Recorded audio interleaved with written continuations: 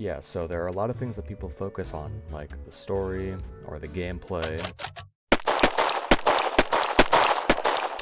or that scene, but there's one thing that's been on my mind for quite some time. How many movement spaces are there? Really, have you thought about it?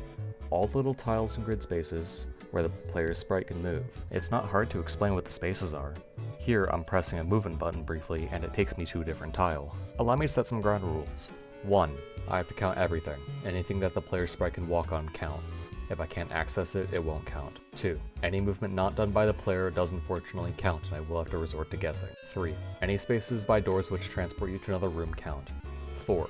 If you can't walk there, it doesn't count unless that space is able to be cleared and walked over later. If you can't move the object, the space underneath doesn't count. 5. Locations set at a different time don't count. For example, the Graves residence during the day and evening. The numbers from each episode will be counted after that episode is completed. Let's get started. The game begins in a flashback and we cut to someone. This is Ashley. She's important to the story. She wakes up and searches the house. She finds the food and bugs her brother, Andrew. He's also important to the story. She makes tomatoes for dinner, and their neighbor begins playing music. They seem confused after investigating, and go back inside to watch TV. A flashback is shown again of their mother leaving and being blatantly lied to. Ashley wakes up and cleans around the house. Ashley passes out.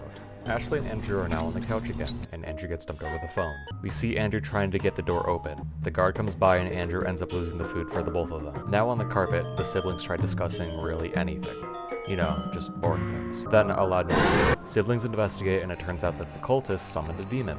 He has no one to sacrifice and ends up getting one-tapped by horrors beyond his comprehension. Andrew and Ashley break in to enter to find out that the cultist is indeed dead.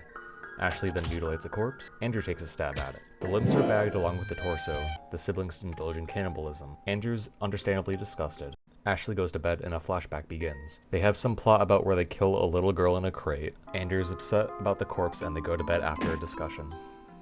Ashley gets candles to set up the ritual and the guard knocks on the cultist's door, scaring the siblings. Andrew books it to their door and tries to distract the guard while Ashley cleans the blood from the floor. Ashley isn't able to leave the room fast enough, so she hides in the closet. The guard finds her, and she kills the guard, and Ashley takes the key. Andrew immediately shuts the door because trust issues, and then they go to room 302. They meet this chick, and she kicks them out. The ritual set up more, and we convince her to bait the guard up. Ashley finishes the ritual, and the guard walks in, also getting one-tapped. Ashley gets the gun, a key, and meets back with Andrew. He's just standing next to a corpse. Ashley is rather suspicious of him with the corpse, so they work it out and move to the second floor to climb out of the window. Using the nail gun from the 302 lady and the carpet, the two finally escape. Now that the first episode is over, now we can begin counting the tiles from every room. 11, 19, 15, 47, 16, 39, 21, 51, 16, 78, 80, 73, 24, and 27. Let's get started. Episode 2. Ashley and Andrew can be seen at a diner. They leave for their motel and Ashley starts a load of laundry and acquires the gun. She bugs Andrew, who is clearly more interested in the TV. They banter a bit until the news grabs their attention. Ashley goes to bed, and Andrew stays up. Ashley has a dream of, I don't know, Quiet slitting their throats. She wakes up and alerts her brother to the dream, and they leave the motel and go to the shopping area or whatever it's called. They wait until they hear footsteps. Quiet doesn't show up, but another cultist. Andrew goes and inspects, gets in, gets caught, and leaves for a cigarette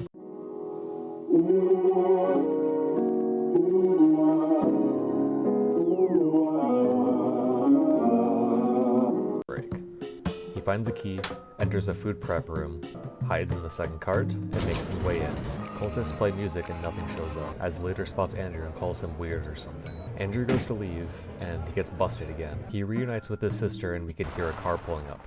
It's cool. The two enter the apartment to search for the hitman or the clothes left in the washer. They leave and go to the park to think about what to do next.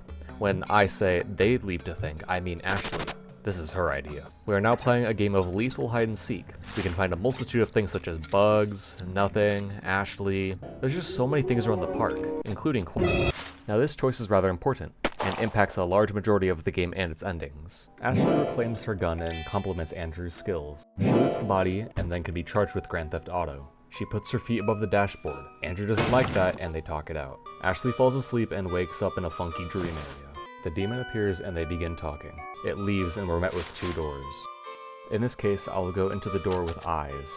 A room with 4 eye pillars can be seen and Ashley rotates them. The demon appears and tells Ashley to leave. She gets pissed over flowers. She hears Andrew's voice telling her to wake up. She wakes up in Andrew's lap, they talk about last night and drive to a park. They find a residential area with many names that are scattered around. Ashley knocks on the door and no one's home. They get in, find documents regarding their quote-unquote deaths, and someone enters the house. It's Mother. Andrew nervously announces his presence. Ashley follows him out and they confront her. Ashley makes coffee as her brother puts on a character to make it seem like the two are not there to murder the parents and steal their money. Now we get to make dinner. Their father returns and everyone eats at the dinner table. The adults leave and the siblings are tasked with cleaning the dishes. Tension rises a bit and now Mother stands in the doorway, announcing her presence. She orders them to bed and Andrew goes to sleep. He gets to collect limbs. He interacts with the pan and he's moved to a room with a younger Ashley. Andrew immediately gets annoyed. A candle is lit and Julia's dorm room is illuminated. And we can also listen to the voicemails from Ashley. Some of them are crazy though, you wouldn't even believe it.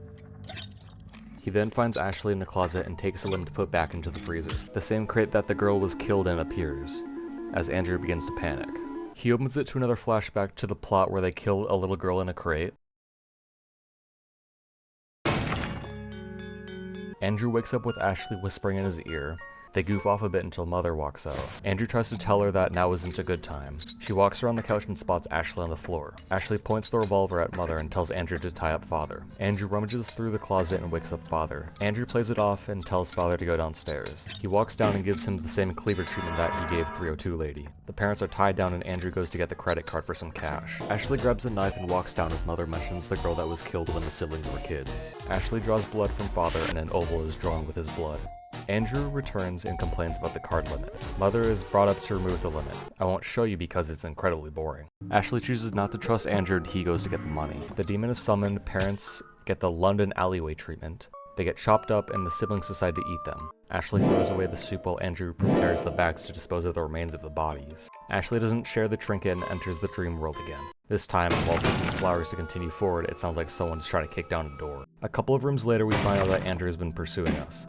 Ashley throws down her axe and Andrew begins chasing her. He catches up and grabs her by the hair, preparing to perform a lively beheading. Ashley draws the gun and shoots him in the head. She empties the cylinder, kicks his corpse, and curses him. She wakes up and Andrew walks in to ask if everything is okay. She says everything is fine and that it was only a nightmare. They go back to the car and dispose of the remains. That's the end of the game as of right now. Keep in mind, there were different paths that could have been taken in some areas that wouldn't have been noticed, but I'll include them in the counting. 74, 18, 67, 9, 21, 57, 30, 75, 65, 98, 137, 145, 143, 68, 84, 110, 35, 7, 15, 10, 37, 35, 110, 47, 85, 29, 82, 69, 32, 59, 29, 87, 85, 27, 55, 57, and 101. This video didn't take me as long as I thought it would. I think the most tedious part was making the dedicated flowchart for the game. Yes, I did make one and it took most of the time out of everything. I only made it for the sake of helping me navigate some of the different areas, instead of just guessing. I also thought it was just funny, so here's a screenshot of it zoomed out. I might add more once other parts of the game are released. The final numbers for episode 1 is 517, while the numbers for episode 2 are 2,294, which leads to a total of 2,811 movement tiles. Thank you for watching. This is a message from the guy who did most of the art for the video. I wanna fucking kill my. Yep. Alright, you ready? Mm-hmm. Tell me when. Alright, and 3, 2, 1. Hey, this is a... Oh my gosh. Already failed. That's good.